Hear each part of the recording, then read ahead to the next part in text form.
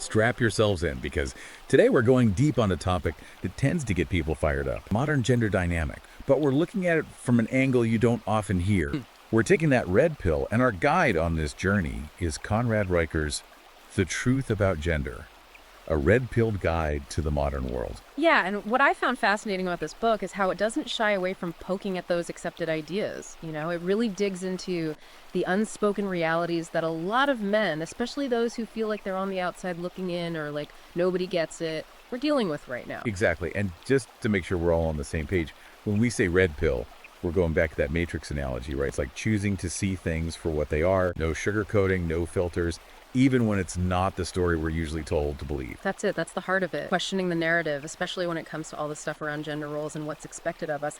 And Riker doesn't hold back. Just look at some of these chapter titles. The war on masculinity, the hijacking of evolutionary biology. It's going to get interesting. Okay, so let's unpack this whole red pill thing a little more. Yeah. If we're seeing the world through this lens, what are we actually seeing? Well, it's about recognizing that the way we understand gender, relationships, even power, a lot of that comes from how we've been programmed by society. And sometimes that programming isn't doing us any favors, especially as men. Not in the way we're told it should, anyway. I think a lot of guys listening right now, they know that feeling, right? Like you're picking up on things others are missing, these unspoken rules of the game nobody talks about out loud. 100%. And that's why these online communities have blown up, especially the ones centered on this red pill philosophy. It's a place where men can connect with others who've had those same experiences, who are also questioning the dominant. So let's dive into one of the big narratives that Riker takes on, this idea of a war on masculinity. What's he really saying here? He's saying that the classic traits, the values we associate with being masculine, they're under attack. Not necessarily physically, but in the culture, in how we think about it.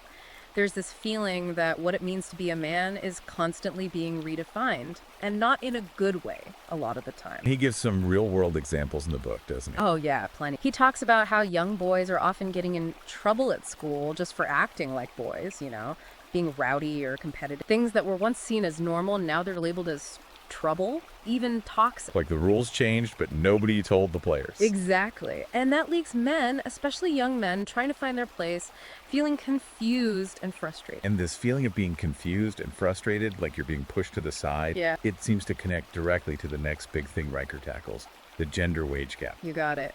And he doesn't just parrot that line about women getting paid less for the same work. He digs deeper, looks at the details that often get ignored in these debates. So what's his take on the wage gap then? He's saying that discrimination is definitely real, but it's not the only thing, and maybe not even the main thing, causing this gap. He points to things like what kind of jobs men and women tend to go for. Statistically, men go for the higher paying jobs, but those often come with more risk too. So it's not just about getting paid less for the same job, but what jobs people are choosing in the first place. Right, and he talks about how much risk people are willing to take, how many hours they put in, even biological things like how strong you are or how much you can handle physically. Those can affect what careers you go into and ultimately how much you earn. So he's bringing in a lot of different factors that go way beyond just discrimination. He is, and what I like about how he approaches it is that he's not trying to pretend women don't face hurdles in the workplace. He's just saying we need to look at the whole picture, use the data, not just focus on the parts that fit a particular narrative. It's about being honest with ourselves, even when it's uncomfortable, and being willing to question what we think we know. Absolutely. And speaking of questioning what we think we know, Riker doesn't shy away from one of the most hot-button topics we have, feminism. Yeah, and he starts by giving credit where it's due. The movement, at the beginning, it had great goals, fighting for equal rights for women. That was totally needed. No argument there. But he seems to be saying that something changed along the way. He is. His argument is that some parts of feminism have moved away from that original goal of equality. Now it's become this more extreme ideology where it's all about demonizing masculinity and painting men as the enemy. He backs this up with real examples from the book, right? Absolutely. He talks about things like pro-life women being excluded from feminist marches, or the Duluth model for dealing with domestic violence, which automatically assumes the man's always the one doing the abusing. These are just a couple of examples of how he sees this shift happening. It's about seeing that even within a movement, you've got different groups, different ideas at play. Exactly. And it's not like he's saying all feminists are bad or the whole movement's gone off the rail. He's just highlighting this particular strain within feminism that he thinks is harmful to both men and women. Okay, so we've talked about this war on masculinity and how feminism's changed over time. Now let's get into another super sensitive topic that Riker goes right at. the hashtag #MeToo movement. Here's where things get really interesting. He acknowledges the good that came from hashtag #MeToo, giving victims of sexual assault and harassment a voice, holding people accountable. But then he digs into the other side, the unintended consequences that came with it. So what are some of those downsides he's talking about? He talks about the danger of false accusations, of people being tried in the court of public opinion, and how the whole movement has made some men scared to even interact with women in certain situations. And he actually brings up the Johnny Depp Amber Heard case as a prime example, right? He does, and that case showed us just how quickly a man's life, his reputation, can be destroyed based on accusations that later turned out to be lies. It's a reminder that even when we're dealing with really sensitive stuff, we need to remember things like due process and innocent until proven guilty. Right. Absolutely. While he's clearly on the side of anyone who's been abused, he's also saying we need a balanced approach, one that doesn't jump to conclusions just because someone's been accused. Okay, so we've covered some heavy stuff here. This idea of war on masculinity, how feminism's changed, the whole hashtag #MeToo thing. But Riker doesn't stop there. He takes us even deeper down this rabbit hole with his look at evolutionary biology. This is where he really challenges some core ideas about gender that have become super popular. He pushes back against the idea that gender is 100% a social construct, saying there are real biological differences between men and women that go way beyond just how we look. He's not just relying on anecdotes or personal opinions here, right? He's got scientific studies, data to back it all up. Oh, he does. He pulls in research on how men's and women's brains are different, pointing out differences in things like spatial reasoning, how we process emotions, even how much risk we're willing to take. And he's not saying these differences are a bad thing or something to be ashamed of. No, not at all. What he's saying is that these differences are part of what make us who we are, men and women, and they add to the richness of the human experience. It's about understanding those differences, not pretending they don't exist, and then using that understanding to build better relationships and a fairer society for everyone. You got it. It's about recognizing that equality doesn't mean we're all the same. Men and women can be equal in worth and dignity while still being different in how we're wired. We've covered a lot of ground in this first part of our Red Pill deep dive. We've questioned some of the narratives we're often told about masculinity, looked at the complexities of feminism and hashtag #MeToo, and even gotten a little lesson on evolutionary biology. But there's still so much more to explore. In part 2, we'll keep going through Riker's book and dive into even more thought-provoking topics like solipsism, how Marxist ideas have influenced how we view gender today, and how men's rights have been systematically dismantled. So get ready, keep your minds open, and buckle up for the next level of this Red Pill deep dive. It's going to be a wild ride. Welcome back to the deep dive. We just scratched the surface of some pretty thought-provoking stuff in the last part, from the challenges to traditional masculinity to how feminist thought has changed. And trust me, we're going even deeper down the rabbit hole now. In this part, Riker takes us into some serious mind-bending territory, looking at some of the philosophical ideas behind how we understand gender today. One of the most fascinating concepts he tackles is solipsism.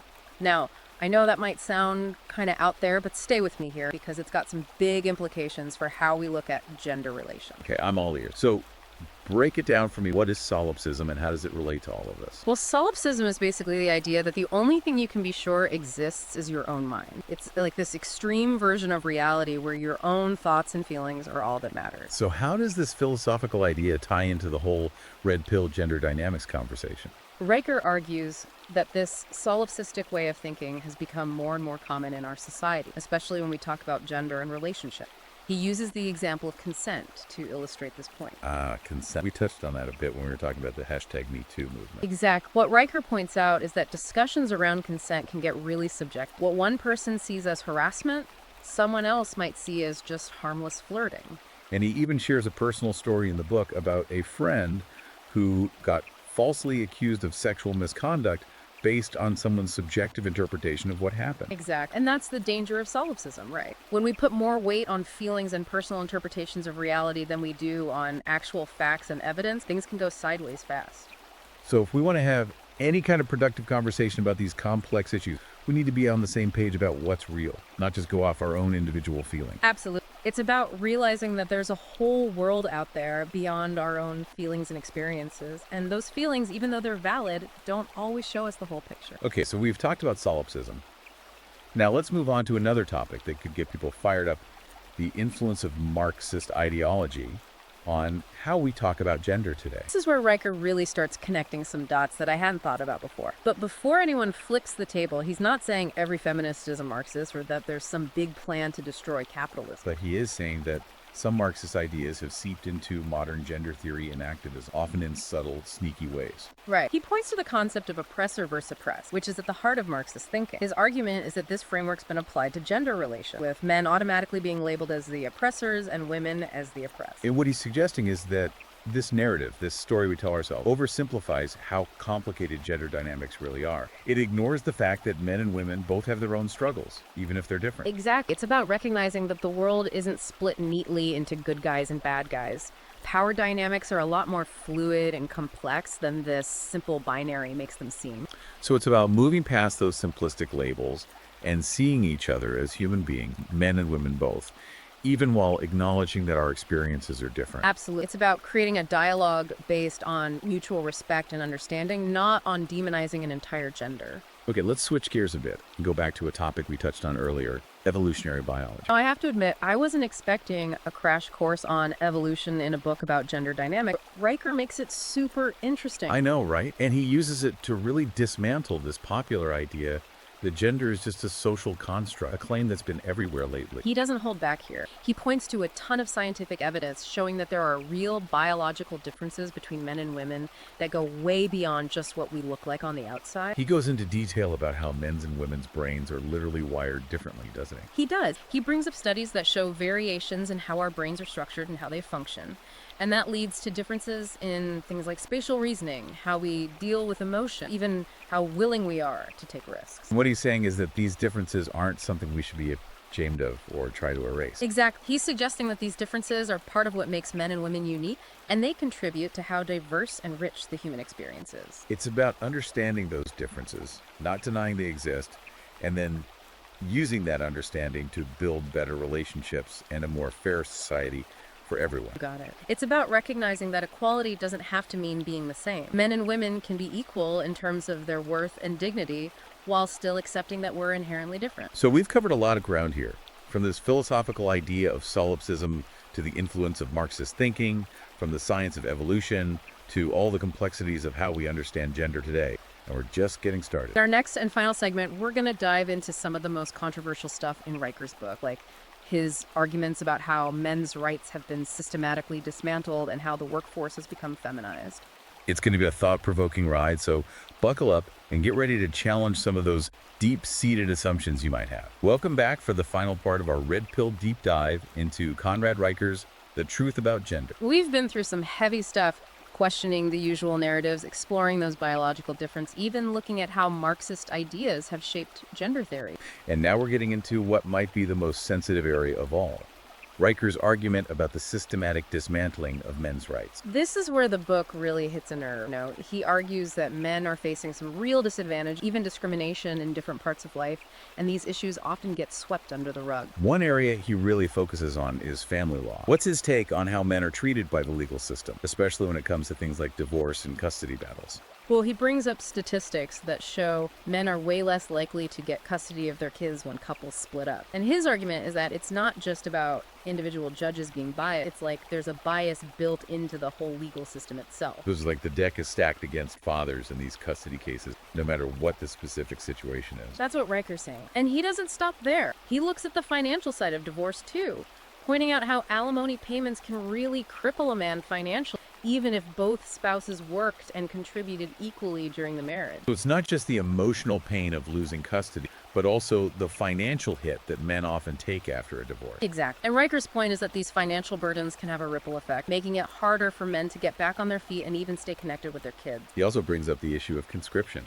how in many countries men have to register for military service, but women don't. What's he getting at there? He sees it as another example of how society puts different expectations on men and women, especially when it comes to things like duty and sacrifice. It's like there's this unspoken assumption that men are the ones who are supposed to put themselves on the line, both literally on the battlefield and in other ways too. This idea that men are seen as more expendable that connects with a lot of the other things we've talked about, doesn't it? For sure. It goes back to that war on masculinity idea. This feeling that the classic traits of being a man are being looked down on, and that men are constantly being told they need to be more sensitive, less assertive, more willing to just go with the flow. While those qualities can be good things, Riker seems to be saying that we've gone too far in that direction, so far that it's actually hurting men. Right, that's his point. He's not saying we need to go back to some old school patriarchal system. He's just pointing out these imbalances that have popped up and calling for a more nuanced understanding of what men are going through. It's about realizing that true equality means respecting the rights and needs of both men and women, not just one at the expense of the other. Exactly. And it's about having those tough conversations, even when they're uncomfortable, about the real challenges men are facing in today's world. Now, Riker doesn't just stop at looking at the legal and social systems that he thinks are putting men at a disadvantage. He also gets into female psychology, specifically this concept of hypergamy. Okay, this is where things get really interesting. Riker connects evolutionary biology with how relationships work today, exploring how women's natural preferences have shaped mating patterns throughout history. So, hypergamy, if I'm understanding this right, is basically the idea that women are drawn to men who have higher status or social stand. That's the gist of it. And Riker argues that it's not just a cultural thing, it's a biological drive that's been ingrained in women over thousands of years of evolution. So it's not about women being shallow or only caring about money. It's about understanding these deep-seated evolutionary forces that are at play in how humans behave. Exactly. His argument is that these drives are still very much alive in today's world, even if we're not always aware of them. And how does this all tie back into the bigger picture of men's rights and the struggles they're dealing with? Well, Riker suggests that hypergamy is a big factor in everything from how people date and how relationships work, to the careers people choose, and even the stories we tell ourselves about gender. He says that men are often judged and valued based on whether they can meet these hypergamous preferences that women have. So it's not just about individual women making choices, it's about the pressure society puts on men to be successful and achieve a certain status so they can be seen as desirable partners. Exactly. And Riker says that this pressure can be really intense and can make men feel inadequate and frustrated, especially the ones who are struggling to meet those expectations. Wow, this has been quite a journey unpacking some really complex and challenging ideas. What are your final thoughts on the truth about gender?